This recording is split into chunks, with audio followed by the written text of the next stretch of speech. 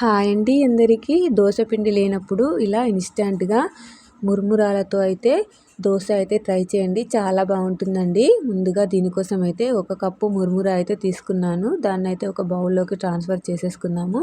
ఇప్పుడు దీంట్లోకి 1 cup మురుమురాకి 1/2 cup అయితే ఉప్మా రవ్వ అయితే తీసుకోవాలి. ఈ మురుమురాను ఉప్మా రవ్వ ఆ బౌల్లో వేసుకొని దాంట్లో వాటర్ పోసుకొని అది మునిగేంత వరకు మంచిగా కలిపేసుకొని అయితే ఒక 10 మినిట్స్ అయితే దీన్నైతే కొంచెం నానబెట్టుకోవాలండి. 10 మినిట్స్ తర్వాత దీన్నైతే ఇలా కలిపేసుకొని ఇప్పుడైతే ఒక మిక్సీ జార్ అయితే తీసుకోవాలి.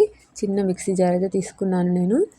మిక్సీ జార్లోకి అయితే దీన్ని అయితే ట్రాన్స్ఫర్ చేసేసుకోవాలి. ఇలా ట్రాన్స్ఫర్ చేసుకున్న తర్వాత ఇప్పుడు దీంట్లోకి అయితే కొంచెం అయితే పెరుగు అయితే యాడ్ చేసుకోండి. పులిసిన పెరుగు అయితే దోశలు ఇంకా టేస్టీగా వస్తాయి.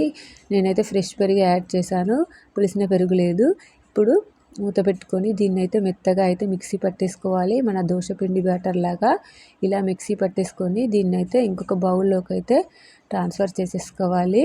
ఉండలు అయితే ఉండకూడదండి, మంచిగా మిక్సీ పట్టుకోవాలి మెత్తగా. ఇలా మిక్సీ పట్టుకొని బౌల్లోకి ట్రాన్స్ఫర్ చేసేసుకున్న తర్వాత ఒక 5 మినిట్స్ అయితే ఇలా కలుపుకోవాలండి. దోశపిండి బాగా కలుపుకుంటే దోశల్లాగా వస్తాయి కాబట్టి ఈ పిండిని అయితే దోశపిండిలాగా అయితే కలిపేసుకోవాలి. ఇప్పుడు ఇందులోకి కలుపుకున్న తర్వాత కొంచెం అయితే రుచికి సరిపడా అయితే సాల్ట్ అయితే యాడ్ చేసుకుందాము. సాల్ట్ యాడ్ చేసుకున్న తర్వాత మళ్ళీ ఒకసారి అయితే కలిపేసుకోండి. ఇలా కలుపుకున్న తర్వాత కొంచెం ఒక చిటికెడంతా అయితే వంట సోడా అయితే యాడ్ చేసుకోవాలి. వంట సోడా సాల్ట్ వేసుకున్న తర్వాత మళ్ళీ ఒక 2 నిమిషాలు అయితే మంచిగా కలిపేసుకొని కొంచెం వాటర్ యాడ్ చేసుకొని మనం దోశపిండి ఎలా చేస్తామో అలా అయితే ఆ కన్సిస్టెన్సీలో ఉంటే చాలు.